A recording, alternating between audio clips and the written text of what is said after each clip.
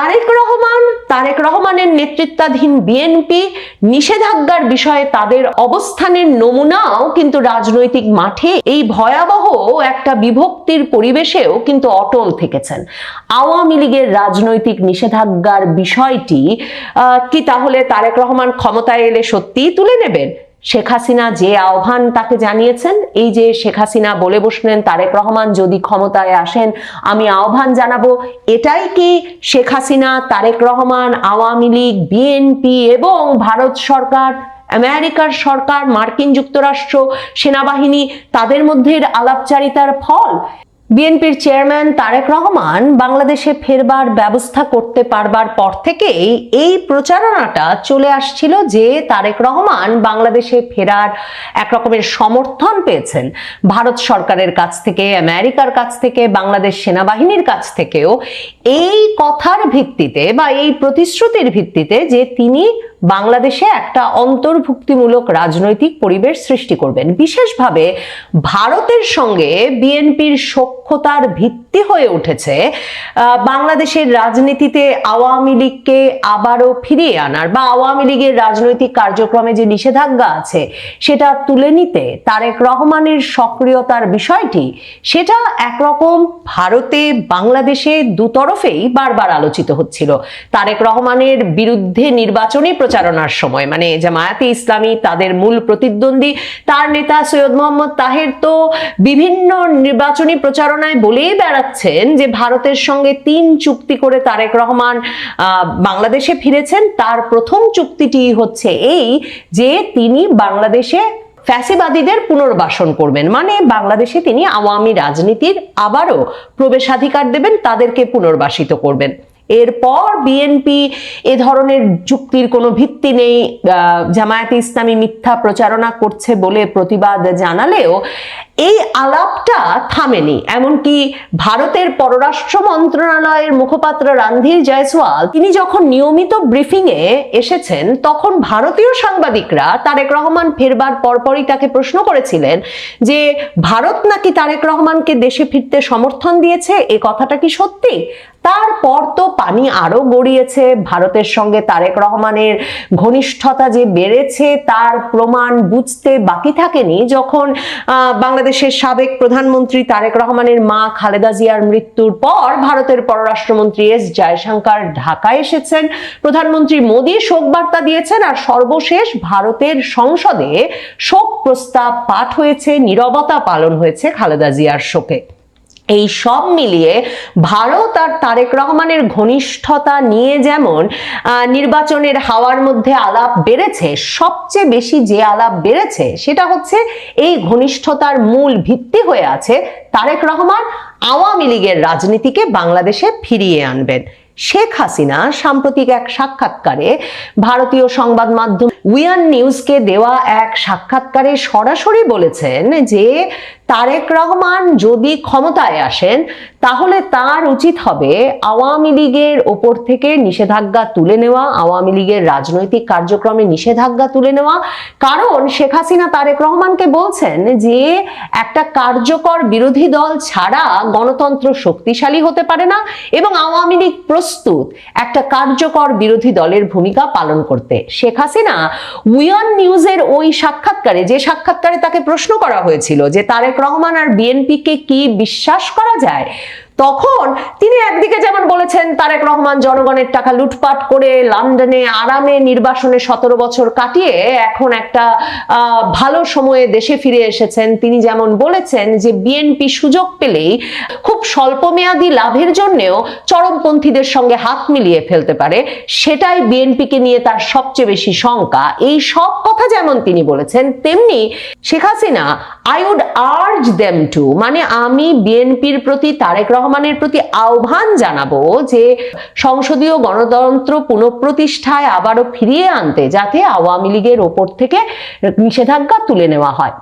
এই অবস্থায় তারেক রহমানের সাক্ষাৎকার প্রকাশিত হলো যখন পৃথিবীর সবচেয়ে প্রভাবশালী সাময়িকীগুলোর একটি টাইম ম্যাগাজিনে, সেই সাক্ষাৎকারটি, যে সাক্ষাৎকার নিতে টাইম ম্যাগাজিনের এশিয়া প্রশান্ত মহাসাগরীয় অঞ্চলের ব্যুরো চিফ সিঙ্গাপুর থেকে বাংলাদেশে এলেন, যে সাক্ষাৎকারের মাধ্যমে তারেক রহমানকে একরকমের বাংলাদেশের ভবিষ্যৎ প্রধানমন্ত্রী হিসেবে পরিচয় করিয়ে দেওয়া হয়েছে টাইম ম্যাগাজিনে, যে সাক্ষাৎকারে এর পাশাপাশি টাইম ম্যাগাজিনের সাংবাদিক তাকে প্রডিগাল সান মানে পথভ্রষ্ট পুত্র, তারপর অন্ধকার সময়ের রাজপুত্র, ঘুষ দুর্নীতির অভিযোগে অভিযুক্ত, মার্কিন তার বার্তায় যাকে কিনা সহিংসতা এবং চৌর্যবৃত্তির প্রশাসনের কেন্দ্রীয় চরিত্র হিসেবে অভিহিত করা হয়েছে, এমন নানা কথা বলা হলেও তারেক রহমান ওই সাক্ষাৎকারে, আমি নিশ্চিত তার যথেষ্ট সুযোগ ছিল, তিনি কোনোভাবেই আওয়ামী লীগ সম্পর্কে,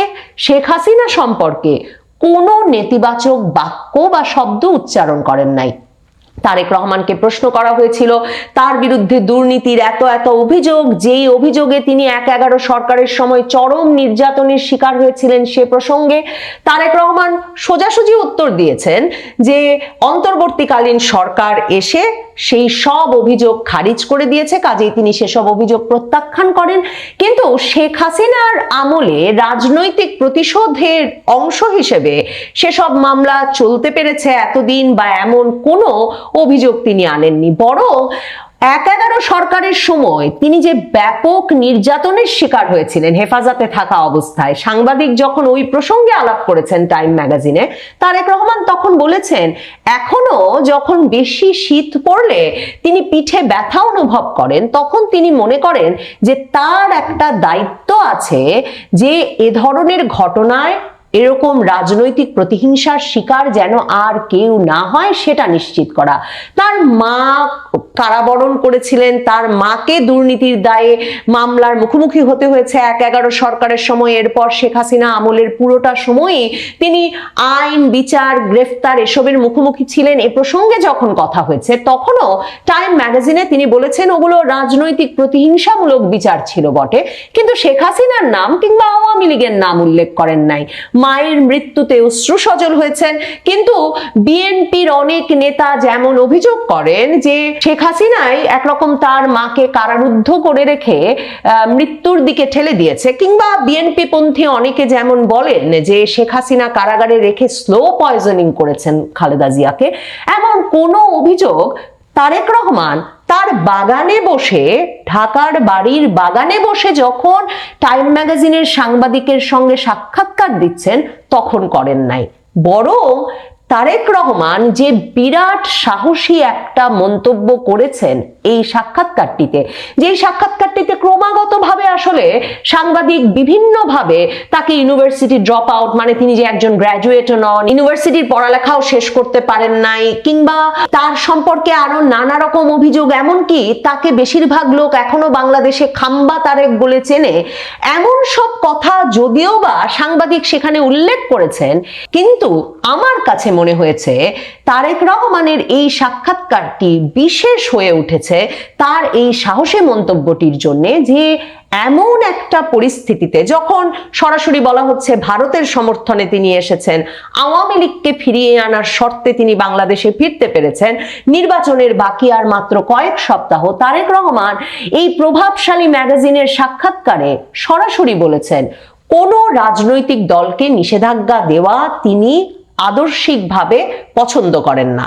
তিনি সরাসরি উত্তর দেন নাই যে আওয়ামী লীগকে নিষিদ্ধ করা ঠিক ছিল কি ছিল না। সাংবাদিক লিখছেন যে Rahman won't be drawn out on whether excluding the Awami League was correct, মানে ওই প্রশ্নের উত্তর দিতে তাকে টেনে আনা যায়নি বটে, কিন্তু তারেক রহমান বলেছেন তিনি ইন প্রিন্সিপাল, তিনি আদর্শগতভাবে কোন রাজনৈতিক দলের ওপর নিষেধাজ্ঞা আরোপের পক্ষপাতী নন। তিনি বলেছেন যে আজকে যদি আপনি একটা রাজনৈতিক দল নিষিদ্ধ করেন, তাহলে কি গ্যারান্টি আছে, কি নিশ্চয়তা আছে যে আগামীকাল আপনি আমার দলকে নিষেধ করবেন না? কাজেই তারেক রহমান বলেছেন, অবশ্যই যদি কোনো ব্যক্তি কোনো অপরাধ করে থাকেন তাকে তার বিচারের মুখোমুখি হতে হবে। They must face the consequences. যদি কেউ অপরাধ করে থাকেন সে অপরাধের বিচার হতে হবে, কিন্তু রাজনৈতিক দলকে ঢালাওভাবে নিষেধাজ্ঞা দেওয়া যাবে না।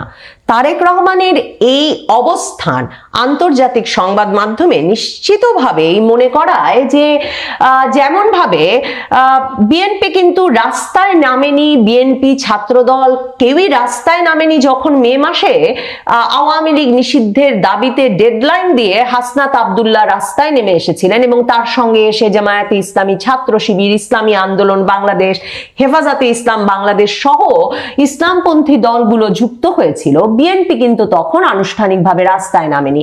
সরকার আওয়ামী লীগের রাজনৈতিক কর্মকাণ্ডে নিষেধাজ্ঞা দেওয়ার পর বিএনপি যদিও সে সিদ্ধান্তকে স্বাগত জানিয়েছিল, কিন্তু বিএনপি কখনো এই দাবি নিজে তোলেনি। আর জাতীয় পার্টি নিষেধাজ্ঞার দাবিতে যখন তারেক রহমানের অত্যন্ত ঘনিষ্ঠ তরুণ নেতা নুরুল হক নুরু, ভিপি নুরু, গণ অধিকার পরিষদ নেতা, সেই ভিপি নূর আর তার সাধারণ সম্পাদক রাশেদ খান বিরাট মিছিল নিয়ে রাস্তায় নেমে এলেন এবং জাতীয় পার্টি অফিস অভিমুখে ভাঙচুর, অগ্নিসংযোগের দিকে অগ্রসর হলেন, এবং তাদের মিছিলের আকার দেখে এটা বুঝতে অসুবিধা হচ্ছিল না যে নিশ্চিতভাবেই জামায়াতে ইসলামী সহ জনবলে অত্যন্ত শক্তিশালী বিভিন্ন রাজনৈতিক পক্ষ তাদের সঙ্গে যুক্ত হয়েছেন। কিন্তু জাতীয় পার্টি নিষেধাজ্ঞার ওই দাবির সঙ্গে নুরুল হক নুরু কিংবা কোনো দল যে দাবিতে জামায়াতে ইসলামী, জাতীয় নাগরিক পার্টি পরে ডেডলাইন দিয়ে প্রধান উপদেষ্টা ডক্টর মোহাম্মদ ইউনূসের সঙ্গেও সাক্ষাৎ করেন, বিএনপিকে কিন্তু পাশে পাওয়া যায় নাই।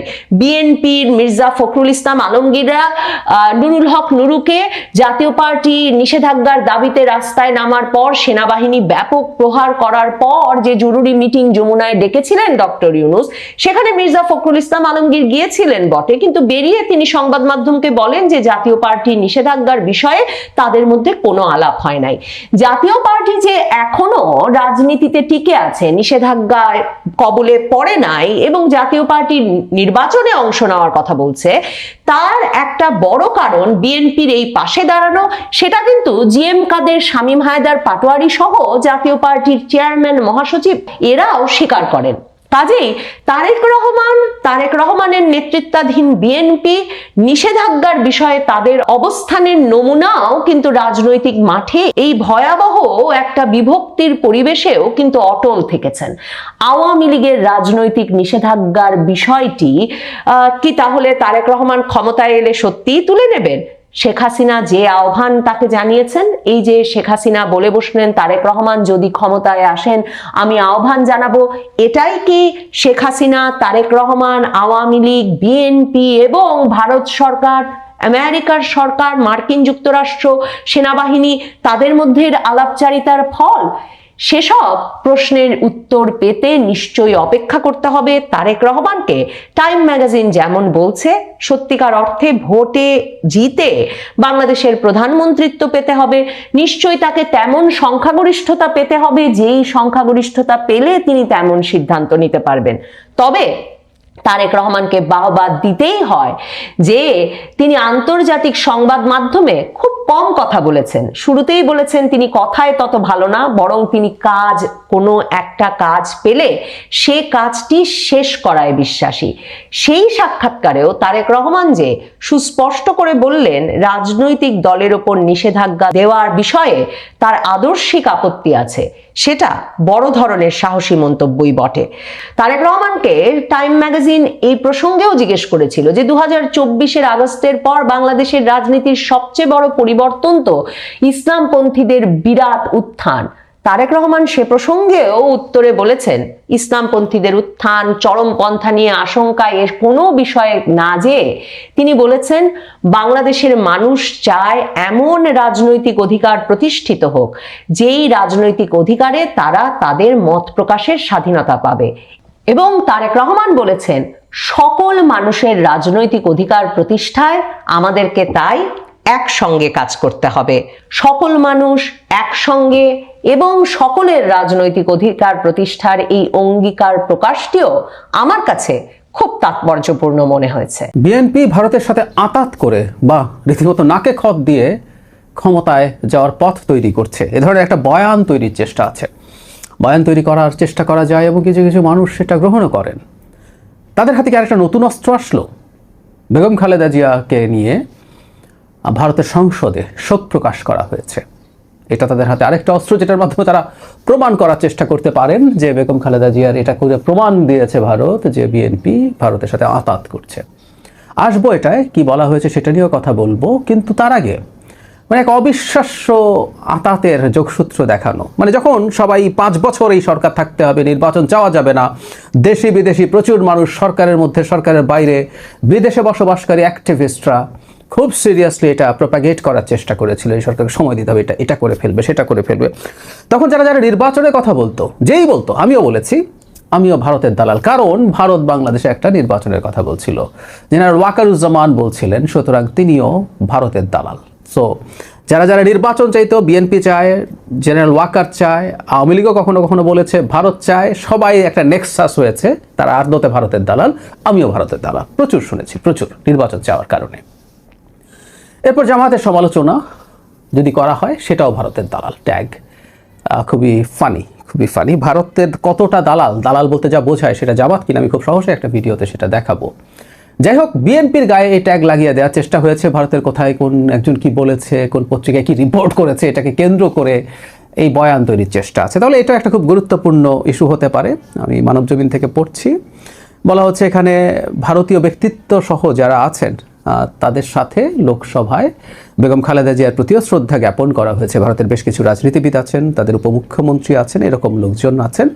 আমাদের হাইকমিশনার যিনি আছেন তাকেও ডেকে নেওয়া হয়েছে, ওই সভায় তিনি ছিলেন। সো সম্মানের সাথে কাজটা করেছেন তারা। স্পিকার তার বক্তব্যে বলেন, বেগম খালেদা জিয়া সম্পর্কে তিনি বলেছেন, ভারত বাংলাদেশ সম্পর্ক জোরদারে খালেদা জিয়ার ভূমিকা সর্বদা স্মরণীয় হয়ে থাকবে। এই যে আবার একটা ভারতের দালালি পাওয়া গেল। এই শ্রদ্ধা নিবেদন ভারতের সংসদীয় ঐতিহ্যেরই অংশ, যেখানে প্রতিবেশী দেশগুলোর শক্তিশালী নেতাদের স্মরণ করা হয়, যারা রাজনৈতিক জীবন আঞ্চলিক পর্যায়ে গুরুত্বপূর্ণ প্রভাব রেখে গেছেন। বলতেই পারেন বেগম খালেদা জিয়ার সময় এটা খুবই ভালো হয়েছে না, আসলে বেগম খালেদা জিয়া খুবই আত্মমর্যাদার সাথে সেটা রক্ষা করে বাংলাদেশের সম্পর্ক ভারতের সাথে মেনটেন করেছেন। বরং কোনো কোনো ক্ষেত্রে তিনি বেশি টাফ ছিলেন কিনা সেটাও কেউ কেউ আলোচনা করে। সুতরাং উনি কোনোভাবেই তা করেননি, এটাই আসলে আমাদের একটা স্ট্যান্ডার্ড। এবং আমি দৃঢ়ভাবে বিশ্বাস করি জনাব তারেক রহমান, যিনি আমি প্রায় বলি না, অনিবার্যভাবেই বাংলাদেশের প্রধানমন্ত্রী হতে চলেছেন, তিনিও একই জায়গাতেই থাকতে হবে। টাইম ম্যাগাজিনে তিনি কথা বলেছেন, সেটা নিয়ে আমি তার ওই সাক্ষাৎকার, বেশ দীর্ঘ একটা সাক্ষাৎকার ভিত্তিক স্টোরি আছে, সেটা নিয়ে বিস্তারিত আমার অ্যানালিসিস, আমার টেক আমি জানাবো। যাই হোক, কিন্তু ওই যে বলা হলো এটাকে এইভাবে বলতে পারে, কিন্তু আমরা আসলে ভারতের এই প্রবণতাকে কিভাবে দেখব? বেগম খালেদা জিয়া আমাদের ছেড়ে চলে যাবার পর ভারতের পররাষ্ট্রমন্ত্রী জয়শঙ্কর, ভারতের খুবই প্রভাবশালী মানুষ, বাংলাদেশে এসছেন, মোদির শোক বার্তা দিয়ে গেছেন, মোদি অসুস্থ হওয়ার সময় থেকে প্রতিটা মুহূর্তে টুইট করেছেন। এখন তাদের যে পার্লামেন্ট আছে সেখানে এটা দেখে আমরা বুঝতে পারি ভারত সেই দলটার সাথে যথেষ্ট এনগেজমেন্ট চাইছে যে দলটা অনিবার্যভাবেই ক্ষমতায় যাবে। এটা খুবই স্বাভাবিক। একটা রাষ্ট্র দীর্ঘদিন ডক্টর ইউনূসের সাথে তার সম্পর্ক খুবই তলানিতে গিয়ে ঠেকেছে। আমি প্রায় বলি এটা ডক্টর ইউনূসের মোটেও দোষ নেই, এটা ভারতের দোষে হয়েছে। কিন্তু ঘটনাটা যেহেতু হাসিনার পতনের পরপর ঘটে গেছে, তাই এই সরকারটার সাথে এই ঘটনাগুলো ঘটলো। সো ভারত চাইছে সামনে যে সরকারটা আছে সেই সরকারটার সাথে তার ওয়ার্কিং রিলেশনশিপ অ্যাটলিস্ট ধাপে ধাপে শুরু করবে। যদিও ভারত সমমর্যাদার ভিত্তিতে কতটুকু ওয়ার্কিং রিলেশনশিপ এনশিওর করবে বা করতে চায়, সেটা নিয়ে আমার মধ্যে ঘোরতর সন্দেহ আছে, কিন্তু তারা সেটা করতে চায় বলে এই এনগেজমেন্টটা তারা করার চেষ্টা করছে। এটাকে আমি খুবই পজিটিভ সাইন হিসাবে দেখি। আর যারা আছেন তারা বিএনপি ভারতের সাথে আঁতাত করছে বলতে পারেন, এগুলো শিয়ার স্টুপিডিটি।